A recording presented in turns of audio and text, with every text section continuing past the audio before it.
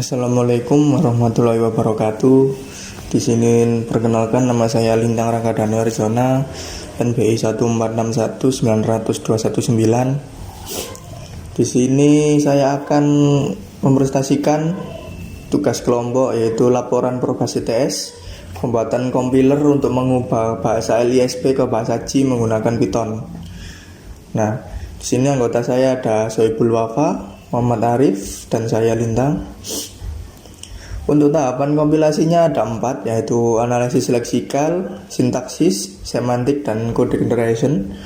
Untuk kelompok saya, pengerjaan UTS ini hanya selesai di 2 tahapan saja sementara, yaitu di leksikal atau tokenizer dan sintaksis atau parsing.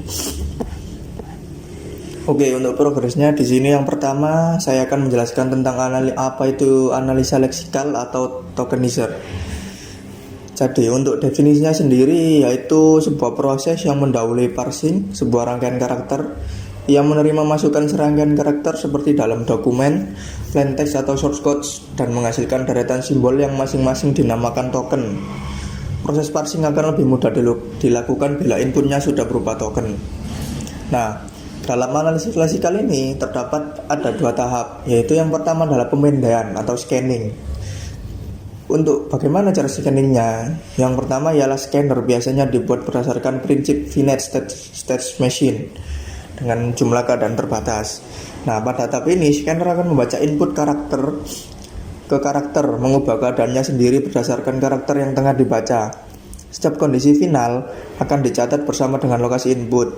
Pada akhir scanner akan menemui keadaan penolakan yang tidak akan berubah dengan input karakter apapun. Untuk deteksi rekursinya ini, semacam ini akan mengakhiri proses pemindaian dan memindahkan keadaan scanner ke keadaan final terakhir, dan karenanya menyimpan informasi jenis dan besar leksim valid yang terpanjang di dalam input. Analisis leksikal ini membuat pekerjaan parser jadi lebih mudah daripada membangun nama setiap fungsi satu persatu dan variabel dari karakternya yang menyusunnya. Dengan analisis leksikal ini, parser cukup berurusan dengan sekumpulan token dan nilai sintaksis masing-masing, terlepas dari efisiensi. Proses kerja analisis leksikal ini membaca lebih dari sekali setiap karakter dari input yang diberikan menjadi penganalisisan leksikal. Sebagai sistem yang paling intensif melakukan komputasi, terutama bila digunakan dalam kompilator. Jadi seperti itu contoh pengertian kurang lebihnya analisis leksikal tokenizer. Selanjutnya, untuk analisis sintaksis ini akan dijelaskan oleh Soebul Wafa. Terima kasih. Halo, nama saya Soebul Wafa, NBI 14619000217. Saya di sini akan menjelaskan tentang analisis sintaksis, atau bisa disebut juga dengan parsing. Dalam tahap ini, karakter atau token yang diperoleh pada analisis leksikal disusun dan dikelompokkan dalam suatu hierarki tertentu atau tingkatan tertentu yang secara keseluruhan mempunyai arti tertentu. Disinilah struktur program yang lebih besar diidentifikasi, entah itu statementnya, deklarasi, ekspresi, dan lain-lainnya, menggunakan token leksikal yang dihasilkan analisis leksikal.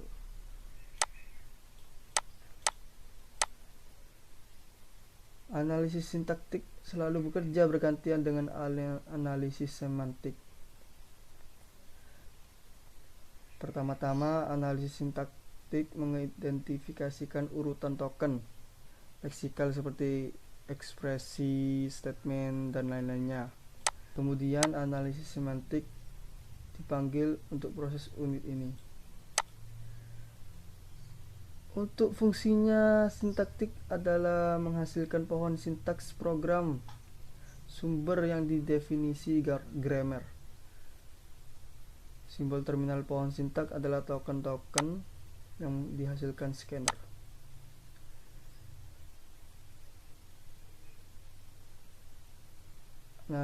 Analisis sintaks mengidentifikasi sebagai type atau type def, sehingga analisis leksikal dapat memeriksa tabel simbol untuk menentukan apakah leksim adalah tipe token atau identifier.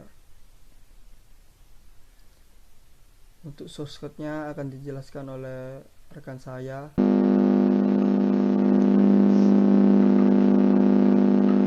Nama saya Muhammad Arif Fajriansyah, NPI 1461900-226. Di sini saya akan menjelaskan tentang source code progres pembuatan compiler yang sudah kita buat.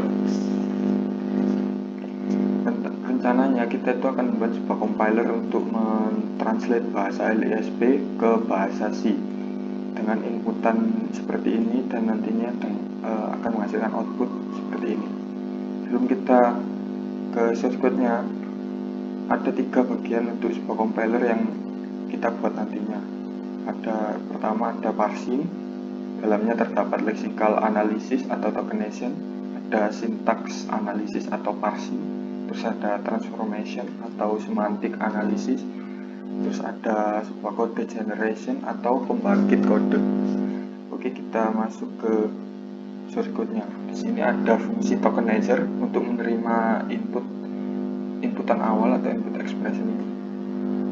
Untuk menerima input ini. Setelah itu ada variable counter untuk iterasi melalui input array. Terus ada sebuah array untuk menyimpan token yang dihitung nantinya. Terus kita itu menggunakan reject library untuk membuat search pattern untuk alfabet, untuk angka atau numbers, untuk white space atau spasi. Setelah itu di sini ada looping untuk inputan. Terus ada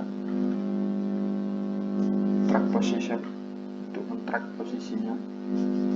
Setelah itu di sini ada fungsi jika terdapat white space atau spasi, maka tidak ada token yang akan dieksekusi. Setelah itu di sini ada fungsi jika ada kurung buka, maka dia akan dimasukkan ke dalam array token dan dengan tipe left parent. Setelah itu lanjutkan iterasi atau looping. Setelah itu di sini juga sama seperti yang di atas ini. Jika ada kurung tutup, maka dia akan dimasukkan ke dalam array token dengan tipe right parent. Setelah itu di sini lanjutkan iterasi. Di sini ada sebuah fungsi jika ada sebuah numbers atau angka, maka dia akan dimasukkan ke dalam array token dengan tipe number. Di sini juga ada sebuah while atau sebuah looping bertingkat. Jika ada angka dengan tipe multi bilangan, maka dia juga akan dimasukkan ke dalam array token.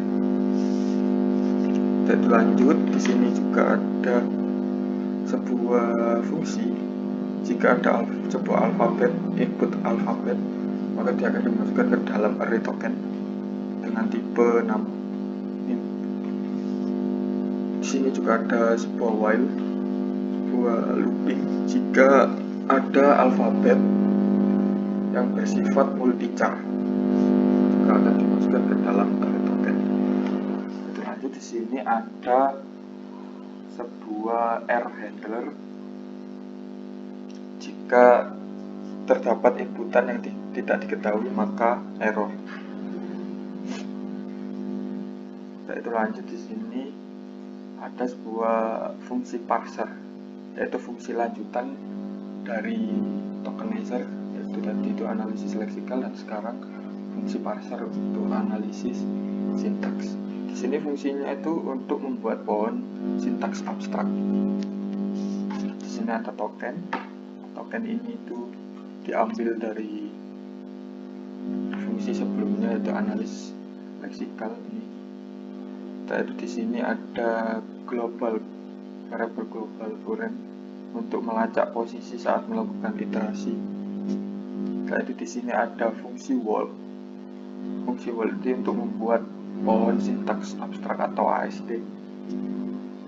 Di sini ada fungsi untuk mengecek jika ada sebuah angka tipe number yang masuk, maka dia akan dimasukkan ke dalam node number literal. Seperti itu. Itu sama di sini juga ada sebuah fungsi untuk mengecek jika ada sebuah token dengan tipe left parent. Left parent itu tadi adalah buka kurung. Jika ada, maka dia akan dimasukkan ke dalam node call expression. Node tadi itu memiliki node turunan sebagai parameter, dan ekspresi inputan dapat memiliki banyak ekspresi bertingkat. Jadi kita di sini menggunakan rekursi untuk membuat relasi antar pohon sampai ekspresi diakhiri dengan tanda kurung tutup, yaitu left parent. Di sini ada sebuah fungsi menambahkan node secara rekursif ke dalam array params atau parameter melalui fungsi walk tadi, yaitu return node, mengembalikan nilai node. Tadi di sini ada error handler untuk ngecek jika terdapat jenis token yang tidak diketahui, maka dia error. Lalu di sini ada sebuah fungsi inisialisasi pohon sintaks abstrak yang kosong dengan nama body. Lalu isi body tadi itu dengan melalui fungsi word. Jadi isi body ini melalui fungsi word tadi sampai variabel global ini mencapai akhir baris dari token. Setelah itu ada sebuah return AST untuk mengembalikan AST nanti setelah selesai. Sekian laporan progresi UTS dari kelompok kami. Untuk saat ini kelompok kami masih sampai di tokenizer dan parser yaitu analisis leksikal dan sintaks. Kurang lebihnya mohon maaf.